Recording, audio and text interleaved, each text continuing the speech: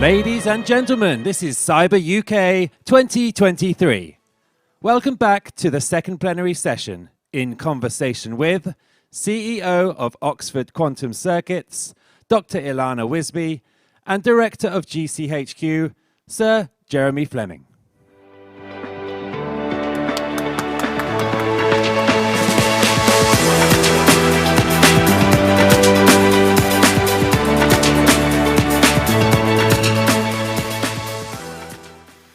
Hello everyone and welcome. I am absolutely delighted to be joined today with a conversation with Sir Jeremy Fleming, Director of GCHQ, the UK's Intelligence, Cyber and Security Agency. We are very lucky, I think, to be the last public engagement before we welcome Anne Keith-Butler into office. And I've been informed that Jeremy's feeling very relaxed. He's shown this by removing his tie. And has told me that I'm allowed to tease him. So its permission is granted. But today we will be discussing the future of technology ecosystems and the norms and governance that guide us. So we only have 20 minutes and there's a lot to cover. So Joe will just jump straight in. So Jeremy, how is geopolitical competition impacting the development of technology and shaping the impact that technology has on societies and democracies? Thank you, Ilana. It's great to see you here. I feel I've been collecting CyberUK top trumps. Northern Ireland was the last one in my set, and it's brilliant to be here, particularly this week with the Belfast Good Friday Agreement. So thank you for welcoming us, Belfast. First thing I want to say. Brilliant.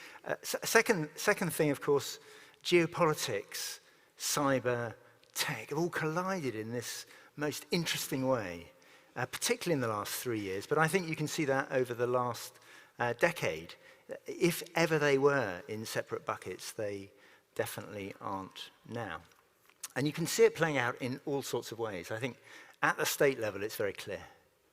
You can see that tech has become one of the things that states are competing on, and you're seeing that play out in the way that governments are acting. You're seeing that play out in conflict right now in Ukraine. And I think you will continue to see that play out in the future, and some of that makes tech much harder. Protectionism, let's face it, makes tech harder. But I think you also see it at the national level, and you're starting to see it reflect in a way in which I haven't experienced during my career. The fact that what we're seeing with the next generation of technology is having immediate relevance back here. The fact that government in the UK is changing its policy towards tech. The fact we're having this conversation at all, you see that playing out. But then I don't know who it was who said, but all geopolitics is in the end local politics. And for me, the way in which this has become a subject of conversation, the way in which individuals, small businesses, communities are thinking about tech in a different way. What happens to their data? What sorts of apps they should allow on their phones, let alone how you as leading businesses and you as an entrepreneur are thinking about how you position yourself. So I think that it's a really interesting time for geopolitics and tech, and I think it opens up a lot of opportunity, but also quite a lot of risk for us too. Totally. Is there a particular example that's stood out to you?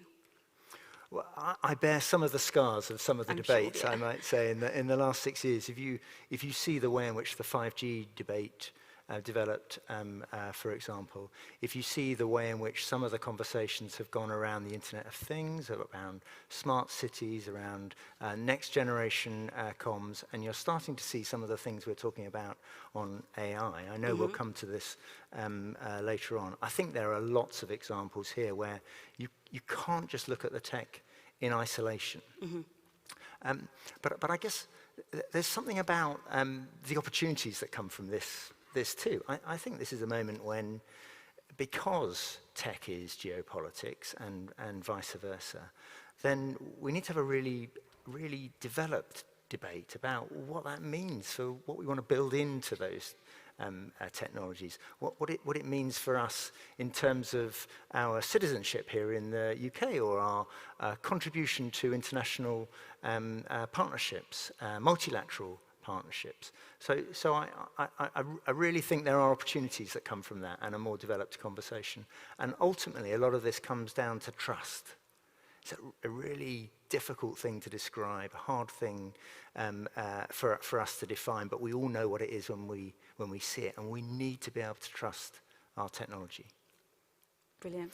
So, but these sorts of issues, of course, are playing out at every one of those levels. And as a tech entrepreneur and a leader of a really interesting quantum company, I'm interested in the extent to which you're starting to see that play out in what you're doing.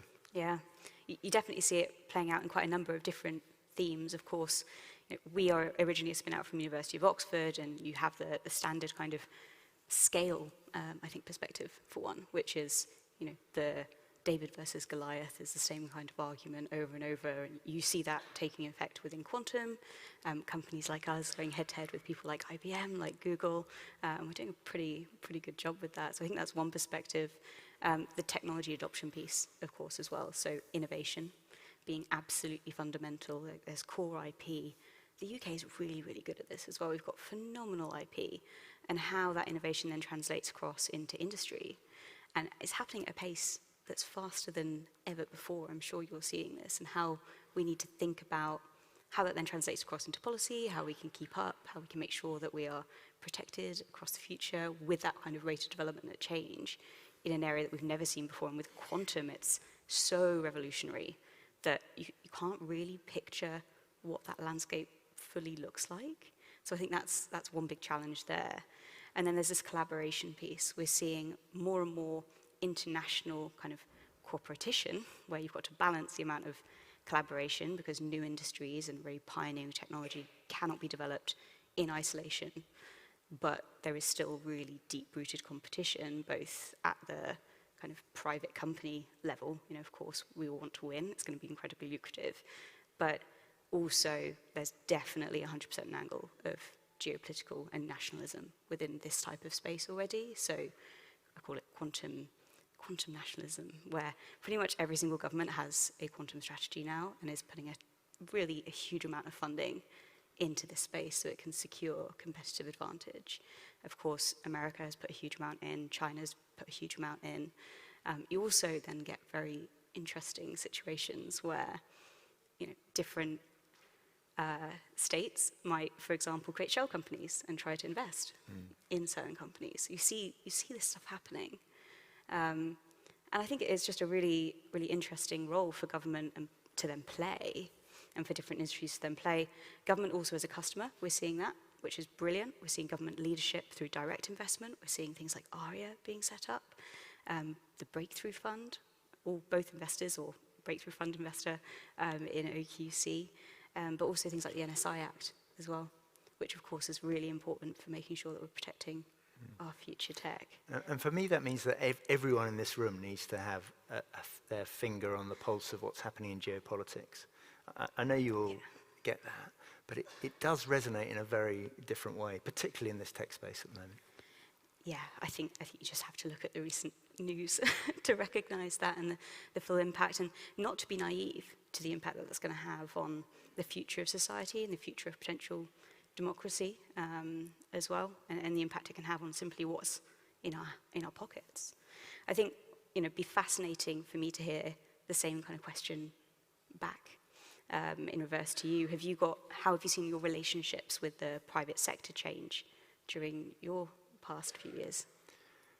Yeah, I spent 25 years in MI5, and of course, as was the case with GCHQ, our relationships with the private sector were often largely contractual on the cybersecurity, the physical security side. At the early days of that, then of course we were starting to have a different relationship with the private sector. But when you look at where we've come to today, it's changed beyond recognition. It feels much more of a partnership, and frankly, that's where I think it needs to be. From my engagements with businesses here in the UK and globally, then I get a much stronger pull factor. Now that sense of wanting to understand what's happening in government, wanting to understand what's happening in national security, wanting to understand the threats, so that we inform the opportunities, being open to a conversation. Now, frankly, 25 years ago, or even 6 years ago, certainly 10 years ago, to think that an agency like GCHQ would be convening this many people from business through the cybersecurity lens and through all the good work of the National Cybersecurity Centre, I don't think that I would have believed that that was possible. But you know, that sense of where it goes next, I believe, is the really interesting thing. You know, you come to a place like Belfast, and you walk around this vibrant city centre, and you go to somewhere like the Titanic Quarter or the Titanic Museum, and you get this sense of how technology has always played a role alongside things that really matter, whether it's the early telegrams in Marconi were enabling on the Titanic, or whether it's the work that was happening much more recently. And in GCHQ's history are 104 years now of doing that sort of thing. But I want to know where it goes next. And for me, that's about much more integrated partnerships. It's if you have seen or been part of the NCSE's Industry 100 effort, the deal there is a very different deal in government. It's bring your expertise, bring your network, bring your understanding, and be part of helping us to develop policy for the future, of helping us to respond to cyber incidents. Now, I think there's a version of that in many places in government, in many places of policy making, and certainly as we think about technology, I'd love to have your businesses alongside us in government as we think about that next generation of tech where geopolitics is in play, where we think about the prosperity offer that we have as the United Kingdom, where you think about the world leadership that we can offer, because we're pretty nimble. We can do this in a nation the size of the UK, and everywhere I look, there's brilliant entrepreneurs who want to be part of that. So I think there's another gear, if you like, that we need to find next, almost a call for action there. I think that's a phenomenal piece, and sounds really, what I'm hearing is that partnership, that key relationship is important to you today, and it's going to be even more important when developing technology in the future between public and private. Yeah, that's absolutely the case. But of course, it's all very well me sitting here in government and saying, that's what we want. But I mean, give me your perspective. How do you want to be in alongside us as we're developing the rules of the road for quantum and that next generation of technology? I mean, I'm very privileged to be able to already be proudly in partnership with UK government through multiple different ways. And for us, I want to see government leadership, but we also want to be able to have open and difficult conversations early and to be able to help influence the shape of that future. And I think there's a huge role for private and public sectors to work together in shaping and forming those conversations and making sure that we're being really responsible and thinking about ethics and the security impacts that we're creating today, and making sure that regulation is also being informed in a way which is a conversation that's developed in partnership rather than only something that happens kind of either once it's too late or isn't necessarily in line. So yeah, very much working together on responsible development point of these types of technologies. And there's lots of different forums now as well, which we're seeing those types of conversations take place, like not just when government invite you in, right? And there are, of course, these wonderful roundtables, and there's more opportunities for interaction, but also within these types of, like the World Economic Forum program, the Schmidt Future program, that really does focus on building networks of future leaders that are bringing together various private, public, academia, all to have these really difficult conversations and think about these humongous challenges that we're going to face at an ever-accelerating rate, and make sure that we are aligned in our values, we're aligned in our principles, and understanding the impact that's going to have really, really early on. For me, another part of that growing conversation and recognition is something that I'm also delighted to see you've pioneered the way with and have really been a champion of, and that is, of course, diversity and inclusion. It is absolutely recognized now that the most competitive teams and the winners are the ones that have the most diverse and inclusive teams. And within quantum and technology broadly, despite me being somebody that is an absolute advocate and a leader that prioritizes this, it's still not there in terms of making sure that we have the right people in the room. The technology that we are building will reflect the people who are building it today. And still, if we look around, we're still struggling to hire people from truly diverse and inclusive backgrounds, people within the BAME community, people from LGBTQ+. It's really hard still because you're having to pull from pools. So we need to make sure that we're also working together to identify and recognize that and fix it from the grassroots level, which is a collaboration and a partnership requirement. Yeah, there's so many strands for us to pull on there, isn't it? I mean, again, if coming to Northern Ireland and seeing the way in which a different mix of minds and backgrounds and skills are being pulled into this industry and this conversation, I think that's a great example of that. But you're also right in saying, and I don't think any of us in the room here today would be saying that this is a job that we've done. No. This is a job that we've only really just started, and there's something about the way in which the feeder streams work. There's something about the way in which we all recruit. There's something about the way in which our workplaces operate, and there's something about behaviours and values in our cultures which still get in the way. But I am crystal clear on this. This is mission critical for GCHQ. It's mission critical for the cybersecurity industry. It's mission critical if we're serious about being a fully tech-enabled and prosperous nation. So I'm uncompromising on this, and I will continue to be after I go. Well, I'm delighted to hear that.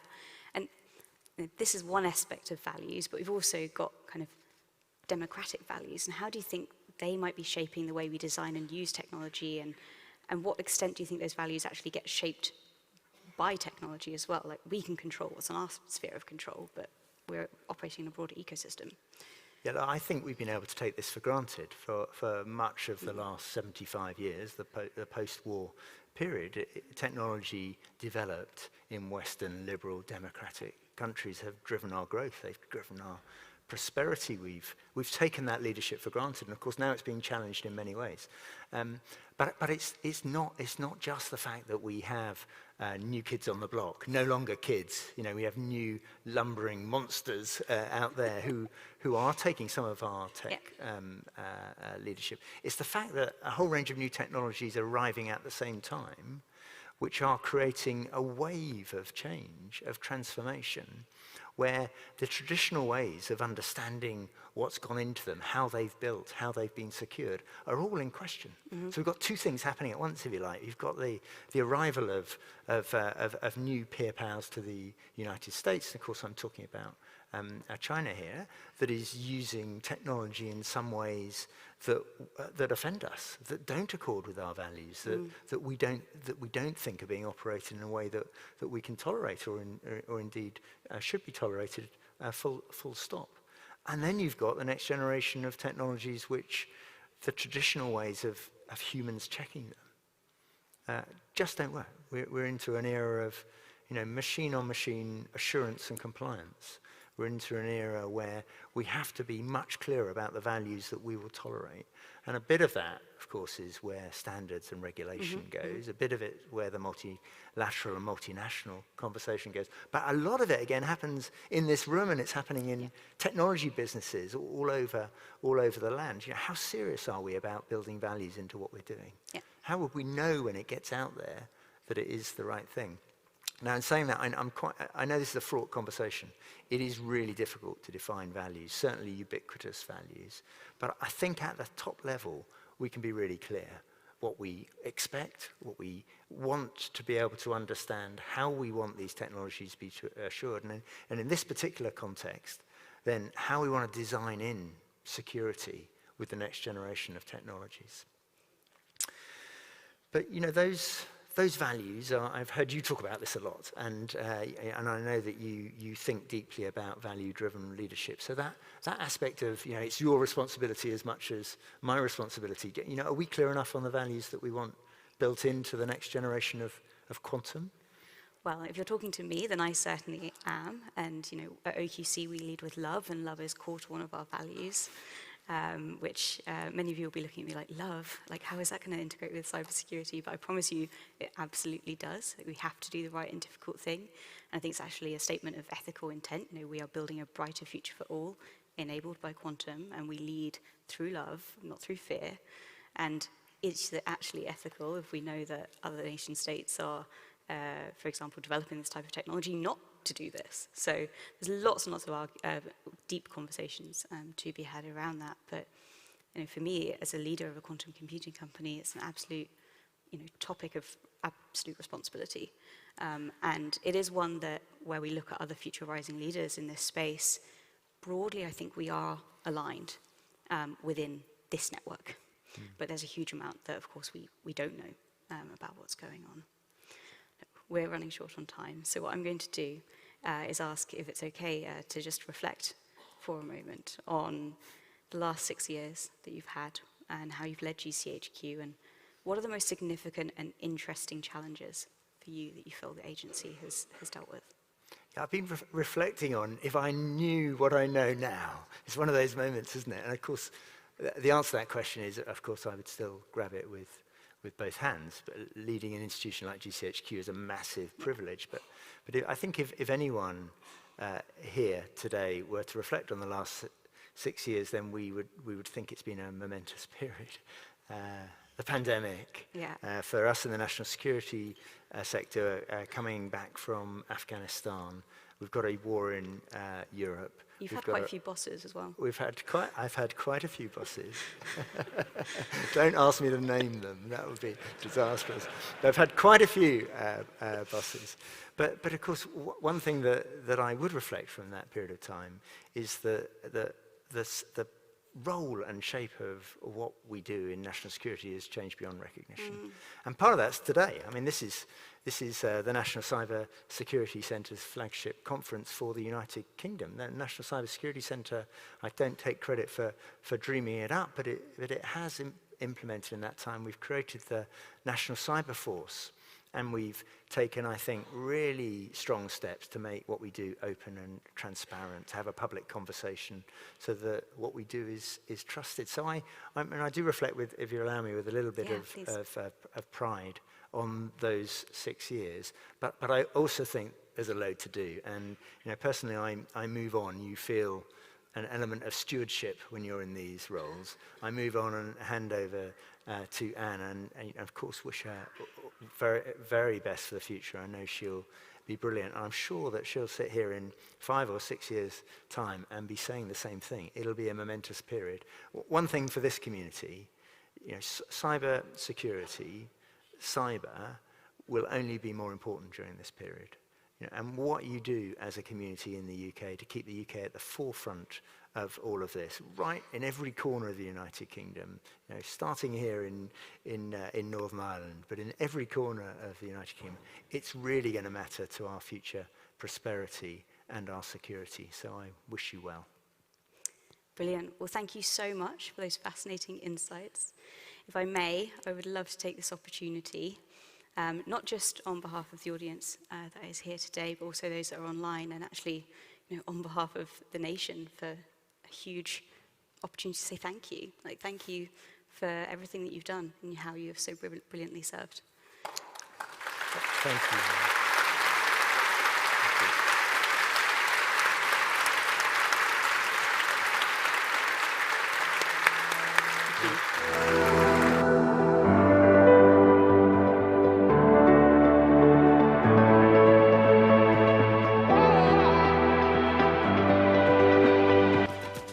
Ladies and gentlemen, now please welcome the final panel discussion. How do we want the cyber proliferation race to end?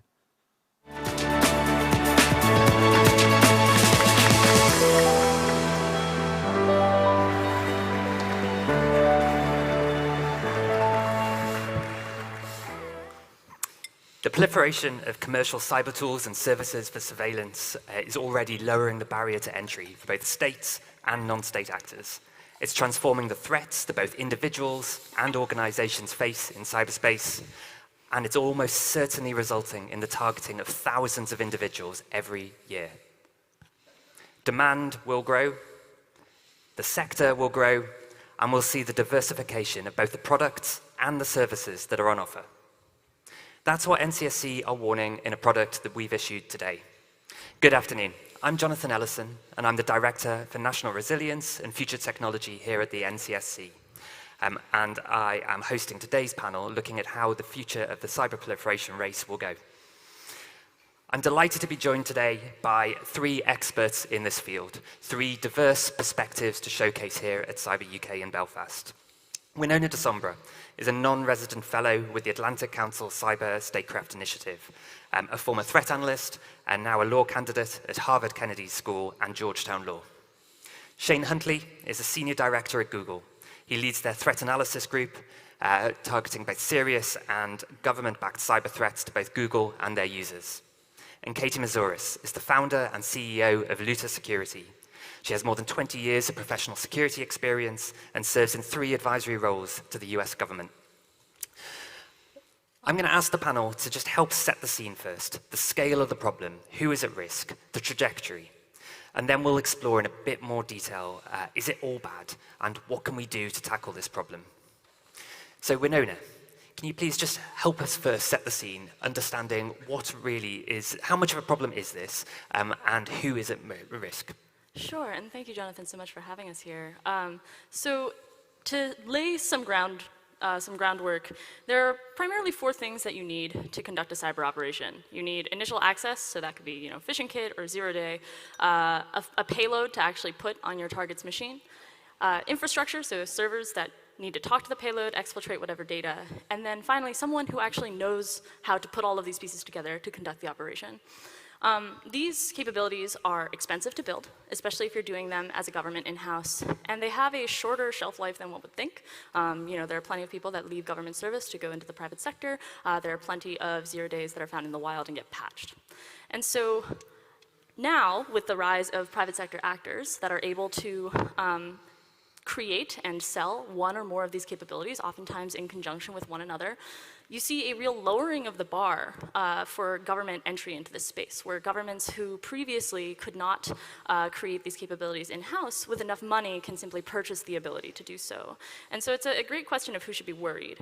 First off, from a national security perspective, you have that aspect of if you have an adversary government that you previously didn't need to worry about in cyberspace, it creates very little time before you do need to worry about them. And from a civil society perspective, if you are in a government, headquartered in a country where the government may not have proper judicial review or oversight when conducting surveillance, your privacy and even sometimes your life may be at risk. But actually, the civil society organizations that are at risk aren't just limited to those headquartered in authoritarian governments. I mean, you have civil society organizations and individuals, journalists, activists who are headquartered in countries like the UK, where we value freedom of speech, freedom of the press, and for exercising these rights, they have a large target put on their back by a foreign government. And what does that mean for the duty of a government to protect its own people? Thank you. Shane, loads of people are talking about cyber proliferation at the moment, but some, including Google, have been speaking about it for quite a while. So what have you seen as being the key changes over the last few years? How has this evolved? What's the trajectory? So, I started with Google Tag in 2010, right? So when we started doing this threat analysis work, we were looking at major cyber powers, right? It started with all the people everyone in this room realizes of, China, Russia, etc. What we've seen, and part of it comes from this proliferation, is this trickle down to even the smallest countries in the world that have a small amount of money, or not a small amount, a reasonable amount of money, can actually buy these capabilities. So as others have talked about, like you're now seeing Rwanda using capabilities from somewhere like NSO or another vendor along those lines. And so really, we have this expansion of pretty much every country in the world is pretty much doing this hacking capability in some ways.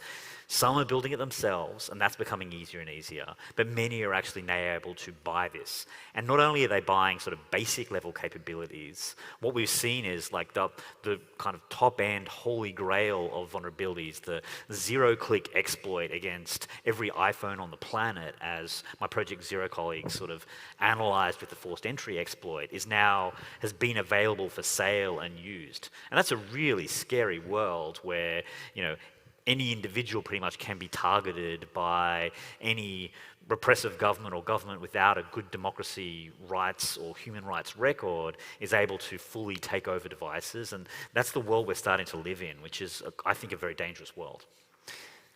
And Katie, governments have tried to do something about this in the past. So what have countries tried, and why hasn't it worked? Well, I think a lot of governments have tried export control as a means of trying to control and contain the proliferation of these capabilities. But if we look back, so if we take us back to 2013, when the Wassenaar Arrangement approved the inclusion of intrusion software and intrusion software technology, there was actually about 6 months between launching the first Microsoft bug bounties, which I launched 10 years ago, and the Wassenaar Arrangement being ratified. Had that order been reversed, we would not have actually had the Microsoft bug bounties, and the reason for that was we were the first bug bounty to try to buy not just 0 days and exploits, but intrusion technology and intrusion techniques. And specifically, when I read the Wassenaar language and I read the bug bounty scope language that I had written, it was almost the same language. And what that tells us is that not only is it difficult because not every country ascribes to the same export control regime. Wassenaar is 42 countries. At the time, it was 41 before the inclusion of India. But not only that, it would have impeded the defenders. And the reason why we were buying exploitation techniques, not just 0 days, was because that was the only way that we could get ahead of new platform mitigations. And so had those things happened in reverse, had I not been fast enough at Microsoft to get that bounty launched, we would have not had the ability to get new exploitation techniques, and that would have actually impeded defenders faster than it would have impeded the adversaries. So I think that, you know, when we talk about export control or any other government attempt to regulate this space, one of the key features is what not to do, what not to try to over-regulate or go overly broad. And I think that's something that we need to keep in mind as we struggle with the evolving threats. There's a whole bunch of threads there that I'd quite like to pull as we go through this conversation. But I think as we move into a bit more of the detail, I wonder, Winona, is everyone bad in this space? Is everyone equally bad in this space? No and no. There's plenty of legitimate use cases for spyware. I think that some of the recent stories that you see is Cybercom shutting down counterterrorist networks. You see the San Bernardino shooter, his iPhone was unlocked through the use of a third-party vendor. And most recently, you saw the arrest of El Chapo and the takedown of this large international criminal syndicate with the help of these tools. So there's legitimate use. And there are players that supply these use to legitimate, there are players that supply these tools for these legitimate uses. You have plenty of government contractors who operate in this space, and you have plenty of smaller companies that deliberately self-regulate, that say, we refuse to sell to governments that commit human rights abuses that aren't in the Five Eyes Alliance, or will only sell to their home country, for example. The problem in this space is, companies which are very large, like NSO had about 750 employees in 2021. These massive companies selling an end-to-end spyware suite that is basically a SIGINT capabilities in a box, where it's so user-friendly and that any government with maybe a couple of $1 million, which in a defense budget is a drop in the bucket for some, to be able to go and immediately play with these tools. And there's no due diligence on some of the bad players, the bad faith actors in this space, to ensure that these governments are actually going to have the right controls in place to use these tools wisely. I think, though, we do believe that there should be a more secure society as well. So I think you make the arguments that there are certain cases where some people should be able to use these capabilities, but there's always a risk with that. Sure. There's a risk of that capability proliferating or leaking, which we've seen many times. And the other thing to watch out for, though, here is that some of the worst actors in this space will swear black and blue that their capabilities are used for counterterrorism and child safety and for serious criminals. But then again and again, the capabilities from these companies keep turning up on political opponents, democracy activists, journalists. So I think I'm not saying this, it's wrong, but so we also have to be very, in addition to what Winona said, I think we have to be very cautious to take any of these claims at face value, because everyone claims they're doing it for good purposes. That doesn't mean they're doing it for good purposes. Well, absolutely. I mean, I think that there's a line to be drawn between company due diligence and then also government due diligence. And government due diligence, not just on the company that they're purchasing the software from, but also government internal due diligence of how do I have the right protections in place? I mean, you see somehow the cartel targets are being targeted by Pegasus, right? How did that get to a non-state actor? You see lack of judicial review coming out of the PEGA Commission reports of how certain countries in the EU will target their own internal political parties when they're bypassing certain restrictions meant to keep responsible use in check. So I think there are multiple things in this space about responsible use that need to be changed, and that's not to say that it's just on the onus of the government or the company, but it's a mix of both. And I think we need to actually distinguish between, I think what you are both talking about, which is valid, it's the ease of use packaged tools, but the capabilities themselves, and this is where we got caught up in Wassenaar, was when you actually describe what these, at the core, what is happening on the computer, you end up interfering with a lot of legitimate activities. And when we were trying to, so US State Department had asked me to help renegotiate the Wassenaar arrangement to clarify exemptions for vulnerability disclosure and incident response. And one of the things that we brought up was that it's not just to take over someone else's computer that you might have a legitimate use for.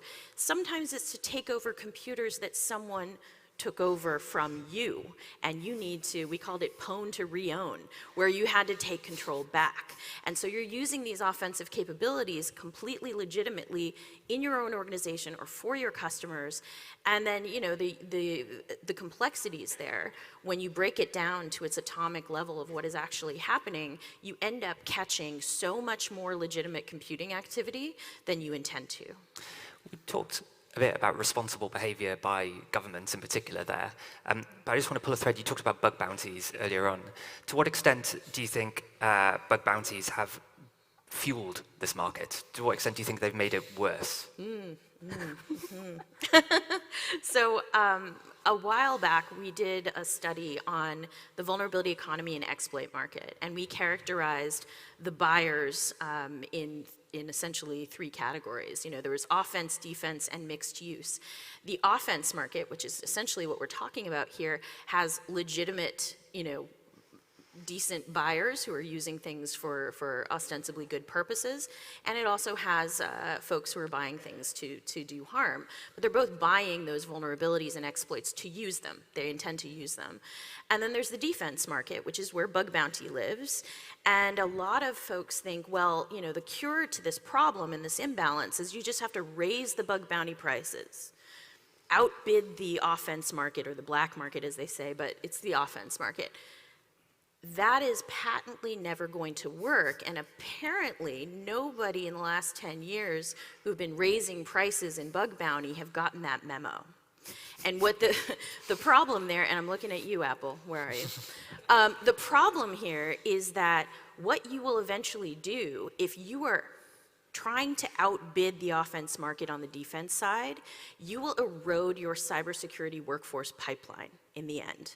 Why would I, as a young hacker, ever want to go to an annual performance review if I could make my salary and then some by just writing exploits and giving them over to a bug bounty program? So there is a logical ceiling above which defense bug bounties cannot exceed in terms of price.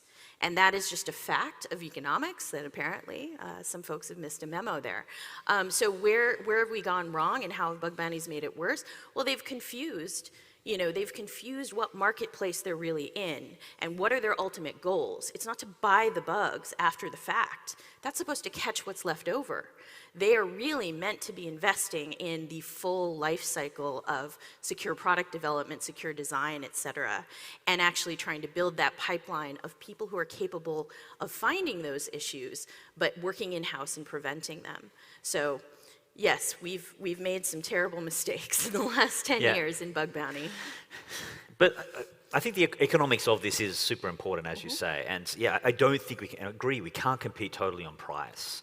But I do think again, looking at this holistically, there is people who really love doing this work, right? Like I used to be a vulnerability researcher, but I couldn't do it forever. But there's some people who love this work. They love the challenge of it. There's so much talent out there. So I don't think bug bounties are the sole problem, but I do think we do need to create the motivation, the career, the place for people to use these powers for good. And on my side, I think the good is actually building more secure systems, much more than just selling the exploits to the right people, by the way, as well. Because I'm probably a little bit on this stage, not as a bit more dubious about how many good actors there are on this and how we could be a bit more secure instead, perhaps.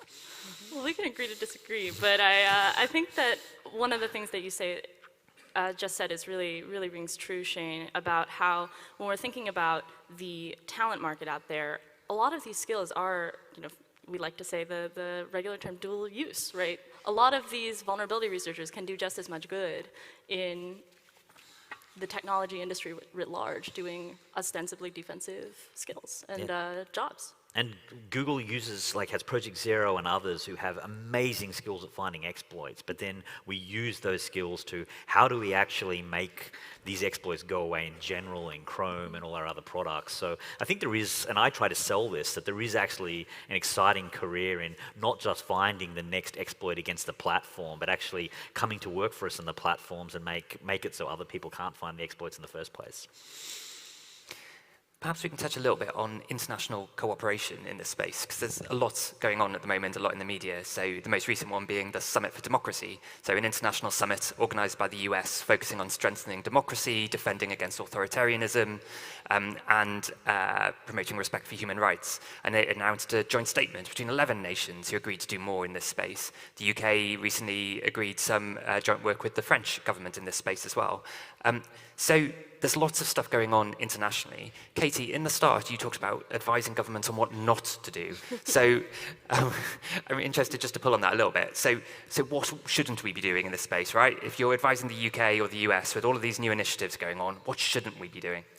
Well, I think that there is a lot of government regulatory FOMO that a lot of governments are looking at what, let's say, China is doing in terms of regulating this space and saying, well, they're going to find out about vulnerabilities before we do. We better enact the same types of policies domestically and with our partners. And I think that's a very dangerous place to go with a lot of these strategies. And while I understand that government FOMO, right, I understand, that you don't want essentially other governments that are adversarial to be mining their local populations for all these 0 days that they can then use, globally.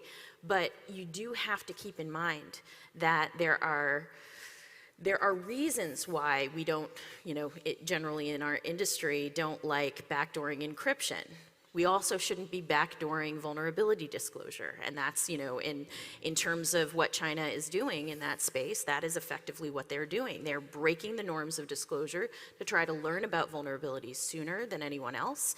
And, when other governments come together and they consider this problem, the impetus tends to be, we can't let them get ahead of us. But just think about what it is that you're putting at risk if you do something like that. I know that our government, has certainly been hacked a few public times and not, been the greatest steward of information to be held secret. And I would hate to see what I call a buggy bank, where the US companies all have to deposit their unfixed bugs in this terrifying place that I, as an adversary, would certainly rob. So don't put together a buggy bank for the adversary to rob in your quest to match the adversary's, moves in this area. And those robbers are out there too, right? So we published on this 2 years ago that North Korea was actually targeting directly these vulnerability researchers, both the ones providing vulnerabilities to the good people and to the others, and we actually were seeing this activity where these vulnerabilities out in the wild from the researchers were being stolen. So this buggy bank is already kind of existing, but it's at least it's diffuser present. Yeah. But like, I agree, the centralized buggy bank is a terrifying idea. But speaking a little bit on the Summit for Democracy, though, I think that, or maybe this is me being optimistic, the governments that were attending the Summit for Democracy, and especially the 11 that signed on to the joint statement against countering proliferation of cyber capabilities, there was this remarkable shift. Naturally, they talked about export control, but there was a remarkable shift from the clamping down of regulation of these tools to an abuse and misuse framing of mind. And so you're seeing governments realize, like, yes, there's something that we need to do to fix this problem. And we, as governments, bear some responsibility in doing so. And the Biden administration came out with an executive order timed with that, where effectively they've said, listen, we have some due diligence requirements for all government contractors, small companies, regardless of who we're purchasing these capabilities from. You cannot sell to us if we find out that you are either A, in the pocket of a foreign government, because duh, and then B, you are selling to governments that the State Department has listed out that has concerns of human rights abuses.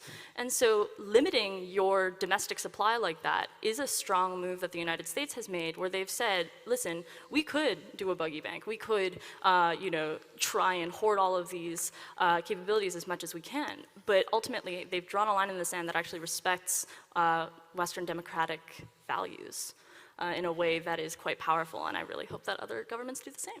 And I hope they pressure other governments to do the same as well, because I do think there is a big move forward here too. Like, it's great if we do it in some places, but if there are these, it's kind of sad at the moment that there actually are nations which are actually have a pretty good human rights records themselves, but are fully willing to host the companies that are developing and selling to elsewhere. And I think as we cut this down country by country and make these norms on an international basis, and this is a diplomatic problem too, right? Like, I have some great technical people, we have some great technical people in industry, right? And I can chase all this stuff and attribute them and out them and block and patch the bugs, but this is where government can step up and actually do the diplomatic side of it, because there definitely is a diplomatic side as well as a technical side. In that statement that got issued, it called for closer working between governments and industry partners and civil society groups. I'm just interested, Shane, with where you're sat in Google, what does that look like? How can that be achieved, that closer global cooperation between governments and industry? I think, all partnerships are based on where we have common interests, right? And I think one of the good things about this topic is that there actually is a strong area of common interest between governments, between us on the platforms and the security side, and civil society.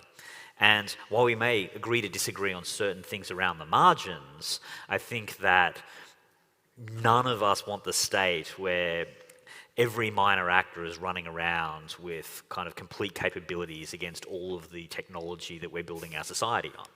So, while we can disagree on the mechanisms, I think that's where we can all bring our different parts to it, right? And I've worked very well with like Citizen Lab and Amnesty. Like, one of the bugs we put out like 2 weeks ago, we like co-discovered and put out the details. And again, they're not necessarily always the biggest fan of Google, but we have a common enemy here and we can work out of how to take that on. And they have the real expertise about working with victims on the ground.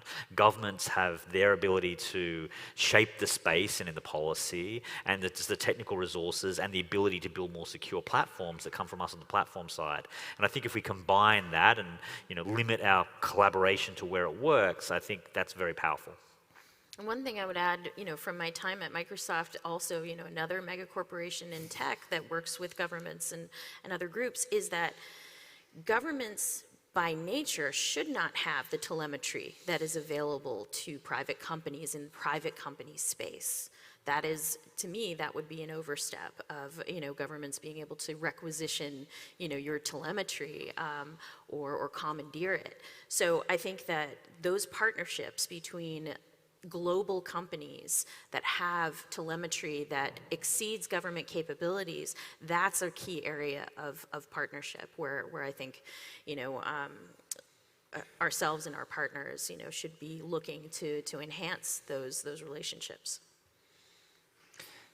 Perhaps if I can move the conversation on a little bit about what else we can do to kind of combat this or reduce the threat. Shane, Google are amongst those companies that have publicly attributed companies in this space. So attributing actors and attacks is obviously one lever that we've got.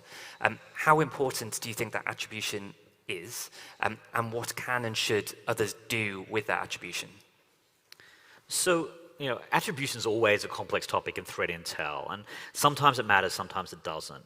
I think in this space of, commercial surveillance vendors, spyware vendors, I think it's super important because, as we sort of talked about earlier, there's the claims that's made by these companies and then the reality of it, right? So, and I think if we're talking about regulation, we're talking about compliance, I think being able to inject reality in terms of what are these companies actually doing. And I also think, a huge amount of this has been done by civil society. I think one of the big reasons we're talking about this so much is because of the tireless work by people like Citizen Lab to talk to victims, identify what's going on. So we really have to understand the full scope of this problem and what's actually there. And otherwise we'd be stuck in the dark theorizing on what could be going on. And so I'm all for both, us and civil society attributing, but I also think there's a place for government also to, and I'm very happy to see the statements coming out from NCSC as well, to also talk about on the government side what they're seeing and for us to be more open about it. I want to put a little bit of asterisk to that, not to rebut everything that Shane says. This actually isn't a rebuttal, it's a yes and. They used to work together. But attribution is important, yes. But attribution is only important insofar as something is done about it. And you're seeing a development in this space where a company will get attributed, and then it'll disappear for a little bit. And then the same people that made the same decisions to sell to bad governments will form a new company that is magically different, except that it has all of the same staff and sells ostensibly the same tool, just different marketing documents. And so attribution is important, but then it is up to the governments, then it becomes a diplomatic issue, then it becomes a sanctions or an entities list issue, where if nothing is done about it, then these individuals get away scot-free, reorganize, regroup, and then get better at what they did before. And so I think attribution is important as long as it comes with a response and an understanding and that government pressure again, that something needs to be done on a policy level to stop it. There's a logical limit to that approach as well, though, and that's where some of these, and I completely agree, they regroup and reform, but I think a lot of them will regroup and reform in countries where they are either outside of an export control regime or actually inside, because they are selling to ourselves and our allies. So we have this problem where we're saying, don't do that for them, but sure, we've got a place for you in Maryland. You know what I mean? And we've definitely seen that. Maryland, UAE, Maryland, Dubai. I think we were joking about this earlier, that we could do a little quick tour if we went to Dubai of all these other, these companies and whatnot. But they will pick up and move to wherever the business is, and that's often in our countries. Well, it's sometimes in Cyprus. And Cyprus, yeah, exactly. But that's still limiting the market, right? Yeah. So at least then you're limiting the market to people who are willing to upend their lives and move there. And so I think we're not going to solve it, but every little boundary hurts. The other thing on attribution very quickly though is that I am worried sometimes that our attribution and some of the ways we talk about this is marketing materials for the company. And sometimes we have to be very careful not to oversell how great their stuff is and to act as a means, because I do believe sometimes when we talk about this topic, some of the countries actually see us talking about it, go, you know what, I want some of that too. That sounds really good. So it's being responsible about how we talk about it too is important. So it sounds like attribution is part of the answer. Some of the stuff we've just talked about is part of the answer. Is there more, so I'm thinking big tech, right, has the money, the resources, the people. Is there more that Google and Apple and the other big vendors in the West Coast should be doing to tackle this? Yes, and I think one of the biggest things we are doing here is, I always think almost everything I do in tag is the stopgap, right? Like, I'm here to look at what the threats are today, but the real solution is how to make them actually go away. So I actually think that we don't solve a lot of these problems by finding the 0 days one by one, and we found like 8 in the wild this year. What we do is actually build more secure platforms and make finding 0 day hard, which is the motto of Project Zero actually. And more secure systems generally, that's the long-term solution. I'm just a stopgap.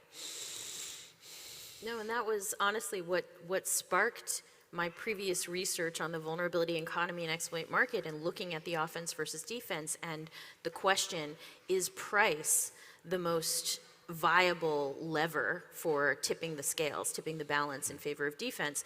That question was sparked by Dan Gear's commencement speech or his keynote speech at Black Hat, I think in 2013, 2014, something like that, where he said, if vulnerabilities are dense, then you're not going to make a difference trying to buy out, vulnerabilities, to your point. If they're scarce, then yes, go ahead and try and, offer 10 times the market rate.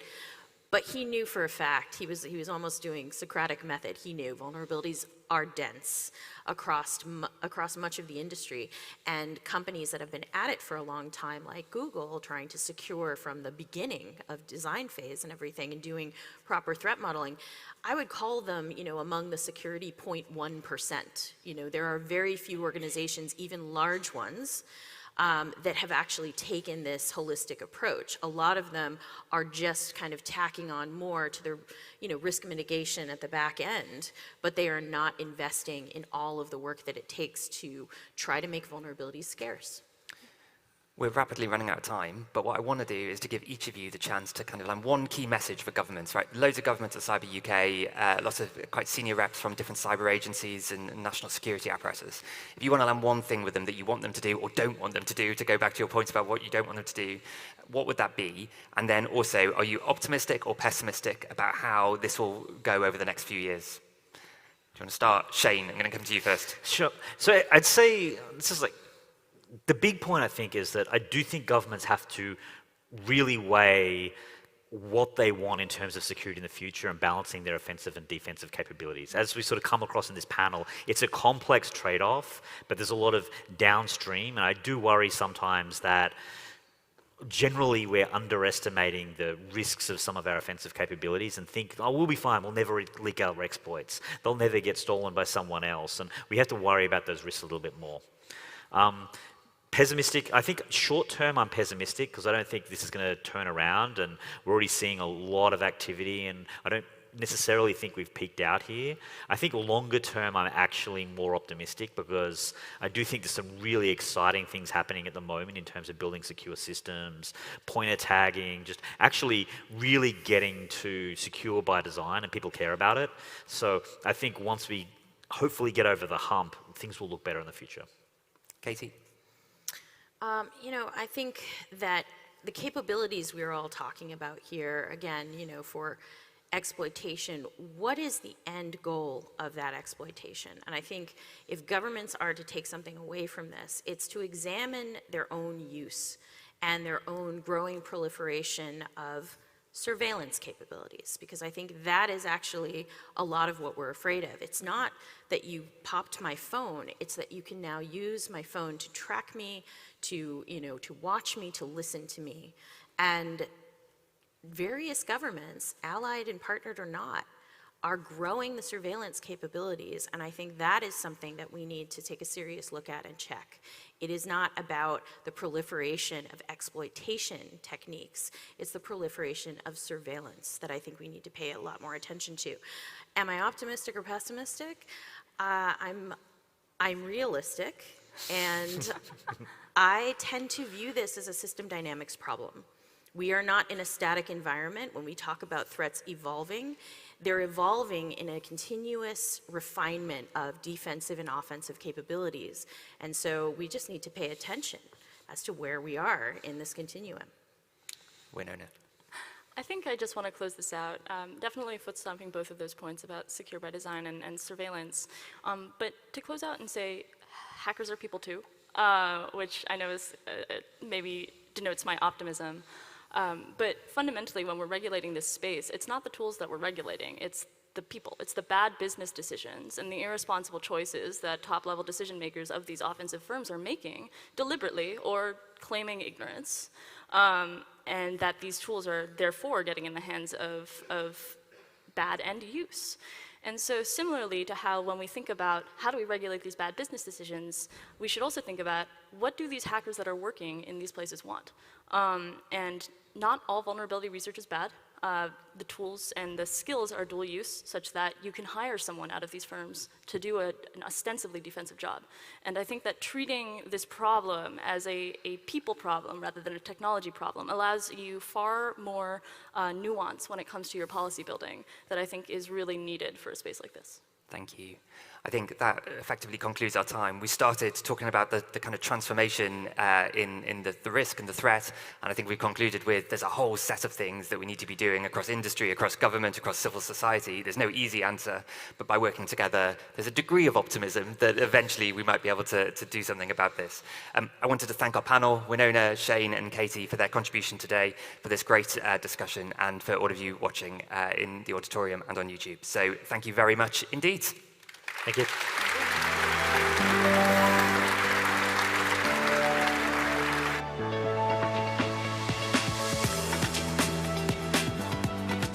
Ladies and gentlemen, please welcome to the stage Director of Operations for the NCSC, Paul Chichester.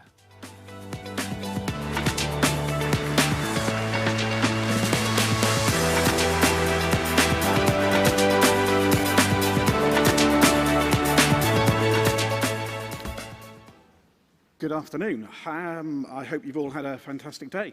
Wow, I think, would be my sort of reaction at the end of the first day. So there's something about CyberUK and moving it around the country, whilst I'm sure many people sometimes tear their hair out about as we have to replan every time. There's something unique about each event. And I think moving around gives every event its own vibe, its own sort of feel. And Belfast is no different. It's an amazing city. It's fantastic to be here. We've had a fantastic welcome.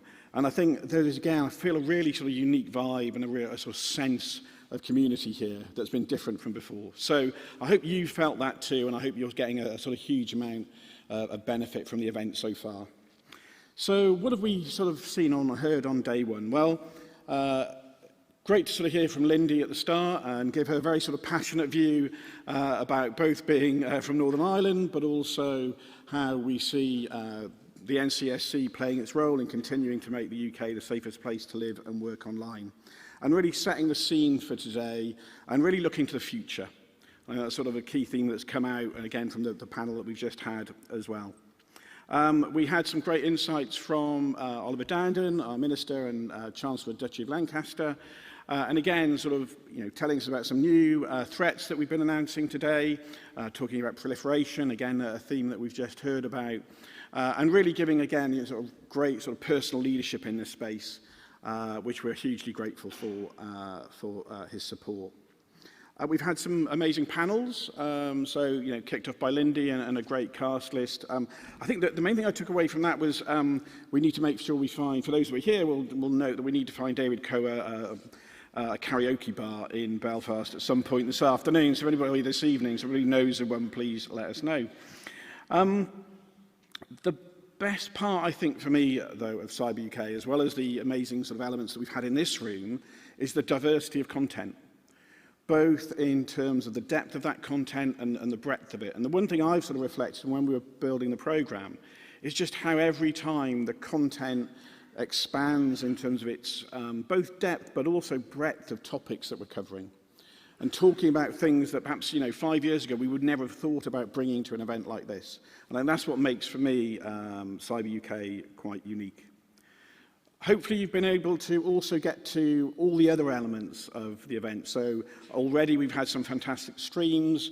Sort of part of my role here is looking after the threat stream, so whilst I'm not biased, please do go to all of those elements as well. And we've got some great talks tomorrow to end the day as well. So a huge plug, I've got the opportunity, I might as well plug my own stream for that tomorrow. But there's also some other fantastic content in the other streams as well, and also the workshops, which again, hopefully some of you have been able to get to today.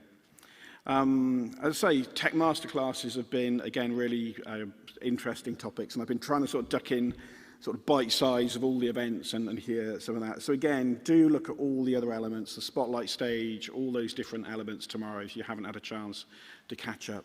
And maybe do some of the events that won't get put onto YouTube and that you can catch up afterwards on those that are, maybe. I'm going to hand over to Scott from Cisco in a second, but again, a huge thank you from me on behalf of the NCSC for joining us here. I do hope that you're getting some fantastic sort of insights and things to take away. I know when I come to events like this, I go home with about half a notebook's ideas of sort of things I want to follow up and sort of do. So I hope you're sort of finding the same. I hope you're really sort of getting that that sort of homework, if you like, to take away, and that will keep you busy between now and the next Cyber UK as well. As I say, I realise that we are now standing between you and drinks and dinner. Nods from the front there, thank you, John. So I will now hand over to Scott, who will tell you about the next part of the day, which will be drinks. Thank you very much.